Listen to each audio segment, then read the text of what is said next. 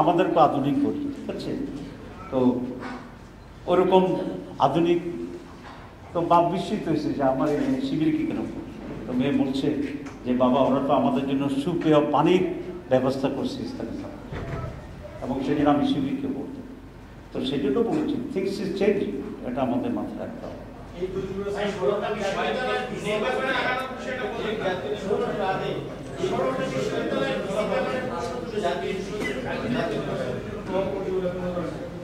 আপনি কি মনে করেন? আমি বলবো আমারটা, আপনার তার তো শুনুন। আপনি কি মনে করেন ঢাকা ইউনিভার্সিটি ডাকসুর মতো জায়গায় 3 গুণ বেশি ভোট পেয়ে 3টা রেকর্ড হয়েছে?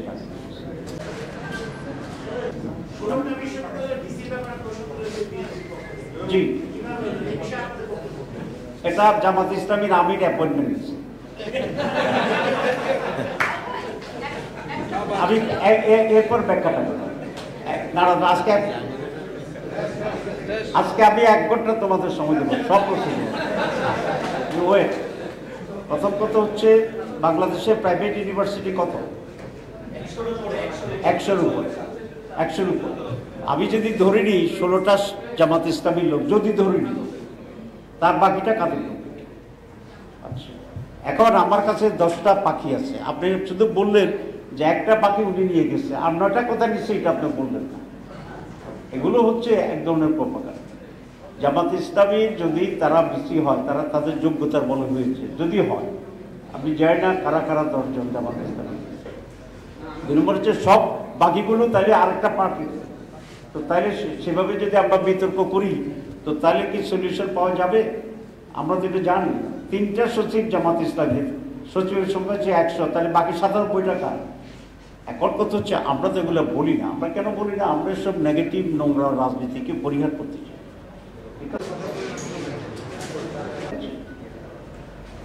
আমাদের এটাই তো প্রমাণ হয়েছে যে ঢাকা ইউনিভার্সিটিতে শিবিরের সমর্থন, মানে মেধাবী অধিকাংশ ছেলে শিবিরের পক্ষে। তো মেধাবী আছে না আমাদের ছাত্রদের? মেধাবী ক্লাসের 1st, 2nd, 3rd সবসময় ছাত্র শিবির ছিল এই 15 বছর ছাড়া। তো ওরা মেধার ভিত্তিতে হচ্ছে। যেমন জাহাঙ্গীরনগর ইউনিভার্সিটি ভাইস চ্যান্সেলর তো ডিক্লেয়ার্ড নন ভেটারান বিল, এবং সে কারণে নাটকও বেশি হয়েছে। যে নাটক হয়েছে 12,000 ভোট করার জন্য 48 ঘন্টা সময় লাগছে। তো এসব নাটক আপনারা দেখতেছেন না? আমি আপনাদের মধ্যে একটা অনুরোধ করি, সেটা হচ্ছে প্লিজ দেশের জন্য সাদাকে সাদা বলা, কালোকে কালো বলা, সঠিক তথ্য তুলে ধরা আপনাদের জাতির সকলের। একজন ইউনিভার্সিটির পিছিয়ে how he can make so much delay, মানুষ তার এফিসিয়েন্সি সম্পর্কে প্রশ্ন করছে না। জাহাঙ্গীরনগরের ইউনিভার্সিটির ম্যানেজমেন্ট নিয়ে পত্রিকায় প্রশ্ন আসছে না। তাহলে একটা ইউনিভার্সিটির ম্যানেজমেন্টের যদি একটু এই ইউনিভার্সিটির প্রতি বাংলাদেশের মানুষের কনফিডেন্স কোন লেভেলে যায়? এটা শুধু শিবিরের জিতছি বিদায় আপনি এদিক ওদিক করছেন। This not the very big issue. Big issue হচ্ছে যে আপনি কোন স্ট্যান্ডার্ডের মানুষ, এটা মানুষকে দেখাবেন। তো এইভাবে কি দেশ চলতে পারে? এই দেশ রক্ষার দায়িত্ব আপনাদের সকলের। শুধু জামাত ইসলামী ছাত্র শিবিরের লোকেরা পুরো দেশকে ঠিক করবে, এটা হতে পারে না, দায়িত্ব হতে পারে না। আমি অন্যতম প্রধান একটি পত্রিকার সম্পাদককে বলেছি যে ভাই, আমাদের আপনি পছন্দ করেন না করেন, this is your personal matters, I don't like to interfere, but বাংলাদেশের জন্য এখন প্রয়োজন আপনাদের সকলকে কারে ঠেকাবেন, কারে উঠাবেন, এই রাজনীতি পলিসির বাইরে দেশ রক্ষা করবেন, এইটা হওয়া উচিত। এবং এই মেসেজ আমাদের জন্য, আপনাদের জন্য। জি,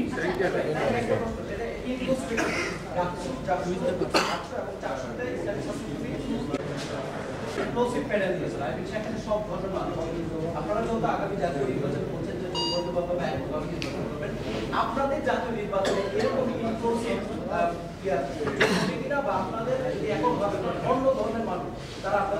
আমরা বাংলাদেশ জামাত ইসলামী অলওয়েজ ইনক্লুসিভ পলিটিক্সে বিশ্বাস করি, এবং আমরা আমাদের নীতি অব্যাহত রাখার চেষ্টা করি।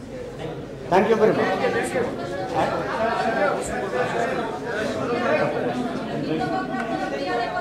এক মিনিট, জি বলেন। নির্বাচন দেখে আসলাম, মানুষ একভাবে ভোট দিয়েছে, জনপ্রতিনিধি দেখে ভোট দেয়। তো নতুন আপনারা যে পদ্ধতির কথা বলছেন, নিম্নকক্ষে পিয়ার, এটার সাথে আসলে সাধারণ ভোটাররা কানেক্টেড হবে কিনা? কারণ আসলে দেখেন, পদ্ধতিতে দেখে আসছে এবং এটা আসলে তারা জনপ্রতিনিধি দেখে এবং জি জি জি জি বসেন। পিআর আর নর্মাল ইলেকশন সেম। পিআরে যে প্রেসিডেন্ট উপস্থিত থাকবে, নর্মাল ইলেকশন সেই প্রেসিডেন্ট উপস্থিত, যে বুথ থাকবে সেই বুথ থাকবে। ব্যালট আগে থাকতো ব্যক্তি কেন্দ্রিকদের নামে, এখন ব্যালট থাকবে দলের নামে। সুতরাং এই ভোট দিতে কোনো জটিলতা নাই, সহজ ইস্যু। সেকেন্ড প্রশ্নটা আপনার গুরুত্বপূর্ণ। প্রথম হচ্ছে জনগণ অভ্যস্ত 71% পিয়ারের পক্ষে স্টাডিতে আসছেই। সেকেন্ড প্রশ্নটা গুরুত্বপূর্ণ যে প্রত্যেকটা কনস্টিটিউন্সির ক্যান্ডিডেটকে দেখেই জনগণ ভোট দেয়। অনেকে যে স্লোগান দেয় ভোট দিবে 14 গ্রাম, এমপি হবে 20 গ্রাম, এইগুলো বিভ্রান্তিকর। পিয়ারের 8টা পদ্ধতি আছে সারা বিশ্বে। এর পদ্ধতিতে জার্মানিটাকে আমার কাছে অধিকতর ভাইবল মনে হয়। সেখানে দুই ধরনের ইলেকশন হয়, একটা হচ্ছে কনস্টিটিউয়েন্সি ইলেকশন হয়, আবার পিয়ার ইলেকশন হয়। প্রত্যেক জায়গার প্রতিনিধি থাকে, আর পিয়ারও একটা নাম্বার ইলেক্টেড হয়। ফলে ওই পার্লামেন্টারি নির্বাচনে যে অংশটা জিতে তার সাথে পিয়ারের প্রপোর্শন এসে যোগ হয়। This is one system. 2 নম্বর আরেকটা সিস্টেম আছে ডিস্ট্রিক্ট ওয়াইজ পিয়ার। আপনার ন্যাশনাল ভোটে আবার ডিস্ট্রিক্টের সিলেকশনের একটা পদ্ধতি আছে। সুতরাং কুমিল্লাতে যে ভোট হবে, কুমিল্লার এমপিরা সেখানে ইলেক্টেড হইতে পারবে, in addition to the national decision যেরকম। তো এগুলো তো সাধারণ ভোটারদের কোনো ইস্যু না, ইস্যুটা হবে যারা ডিস্ট্রিবিউশন করবে, উপরে ডিসাইড করবে তাদের ইস্যু। সুতরাং জনগণের ভিতরে এই পদ্ধতিগত জটিলতা এখানে থাকবে। তো ঠিক আছে, সবাইকে ধন্যবাদ।